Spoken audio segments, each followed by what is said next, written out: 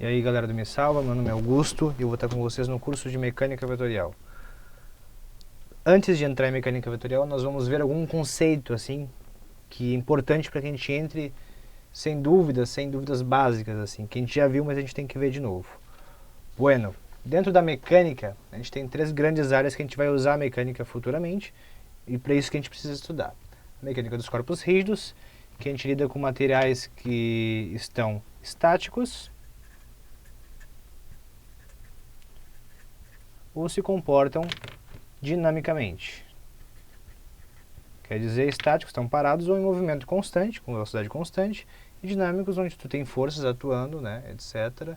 E movendo e alterando as características de movimento dessa partícula ou corpo rígido.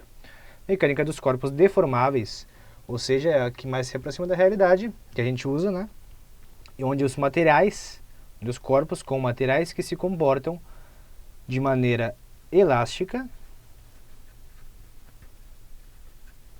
ou plástica.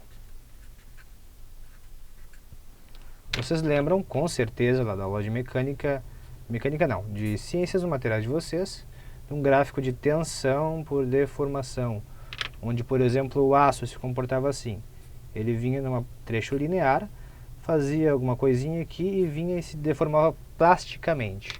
Esse trecho linear a gente chamava de trecho elástico, né? Por quê? Porque quando tu aplica uma tensão aqui e solta essa tensão, o que vai acontecer? Ele vai voltar para a sua característica original, ou seja, ele não vai se deformar permanentemente. Já quando eu passo uma dada tensão, que é a chamada tensão de proporcionalidade, onde não é mais proporcional, não é mais linear, ele começa a se deformar plasticamente, ou seja, qualquer deformação que eu tenha, depois dessa tensão de proporcionalidade, vai ser uma deformação permanente, ou seja, isso é um material plástico que se deforma permanentemente conforme tu vai mudando a tensão dele, ok? Depois a outra aplicação é na mecânica dos fluidos, com os fluidos compressíveis, por exemplo, ar ou algum gás, e os incompressíveis, que é a água, por exemplo, né? Dando seguimento aos conceitos, a gente tem alguns conceitos úteis que eu quero mostrar antes de a gente começar. Conceito de espaço. O que é o espaço? Espaço é um lugar geométrico onde a gente encontra as coisas, onde a gente coloca as coisas e diz, ah, ela está ali, ali, ali. Por exemplo, eu tenho um ponto que eu quero dizer onde ele está. Eu digo que ele está no ponto, sei lá, 2, 1 e 3, tá? Ou seja, o que quer dizer isso? Deixa eu ajeitar aqui. 2, 1 e 3. Quer dizer que o x dele é o x1, x2, o y é o 1 e o z é o 3, a coordenada, né? A gente está colocando esse ponto num sistema de coordenadas cartesianas com eixos ortogonais entre si e, por exemplo, 2, 1 e 3. Vamos lá, vamos marcar no eixo x o 2 aqui, no eixo y 1, no eixo z 3, tá? Aonde está esse ponto? Vamos lá, vamos marcar.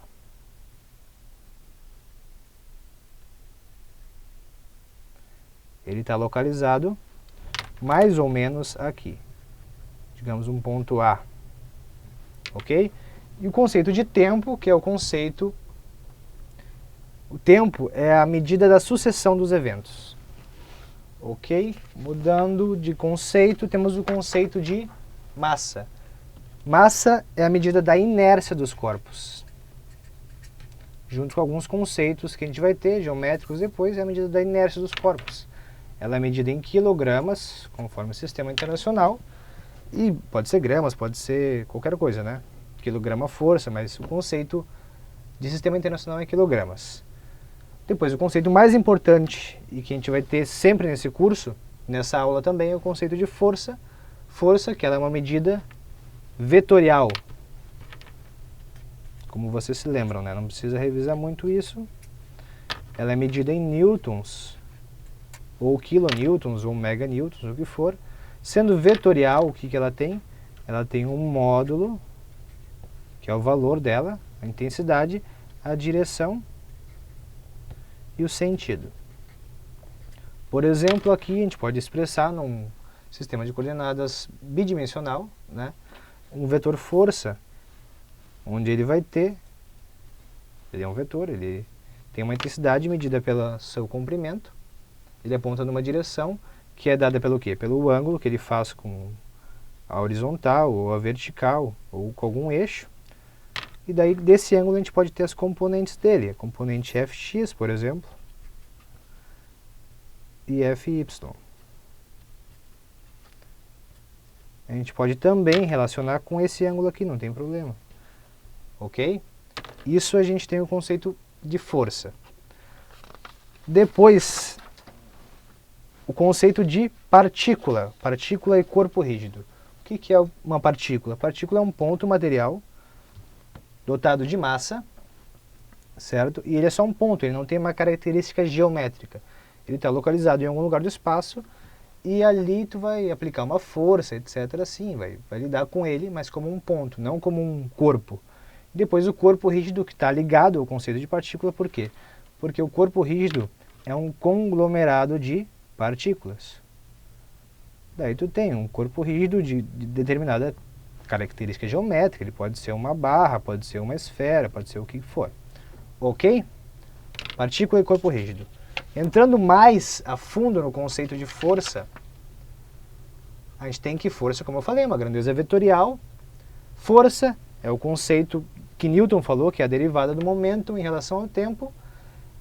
Pela regra da cadeia, nós temos aqui, derivada de uma constante aqui, em relação ao tempo, que é a massa pelo tempo, é zero. Então, força é igual a massa vezes a derivada da velocidade em relação ao tempo.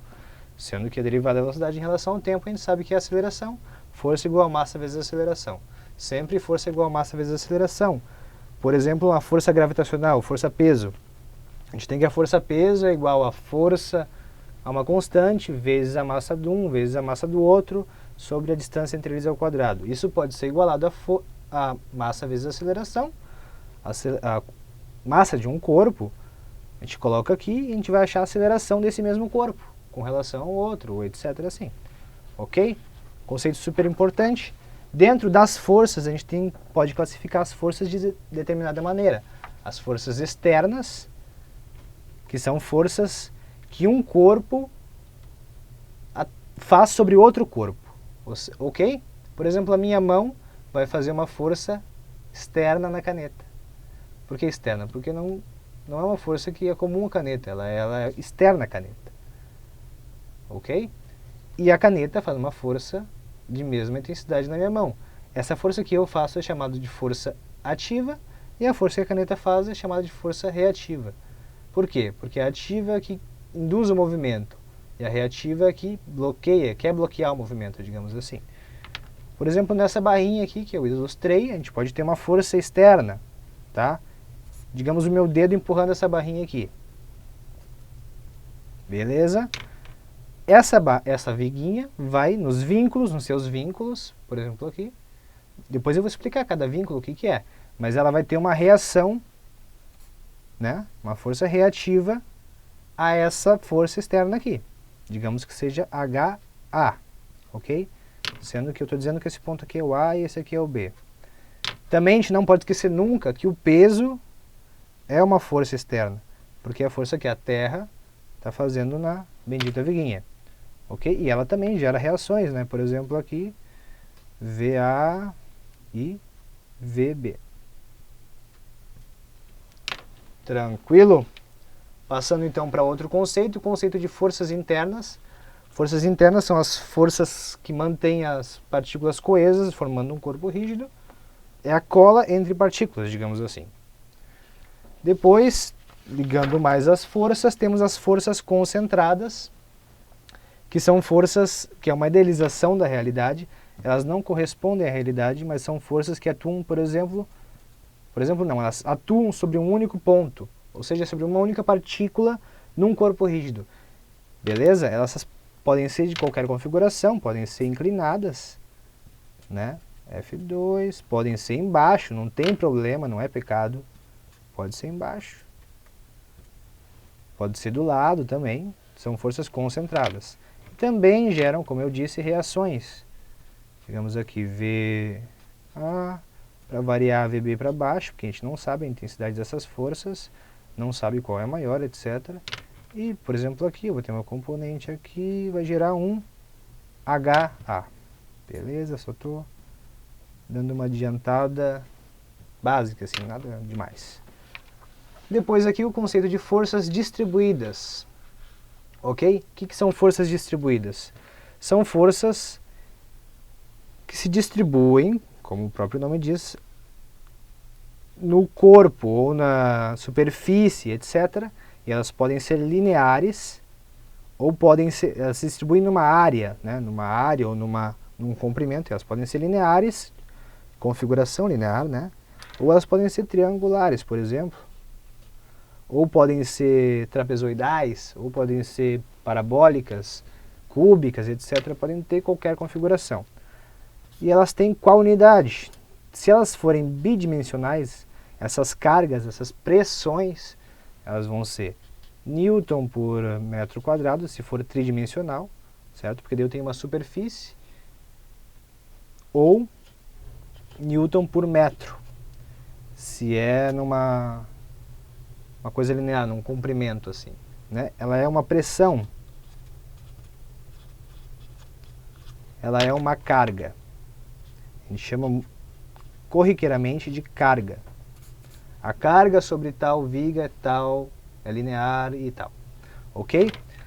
Esses foram alguns conceitos. Na próxima aula a gente vai ter outros conceitos importantes para a gente dar início, para a gente começar a caminhar bem nessa matéria. Espero que vocês continuem conosco. Valeu, galera. Tchau.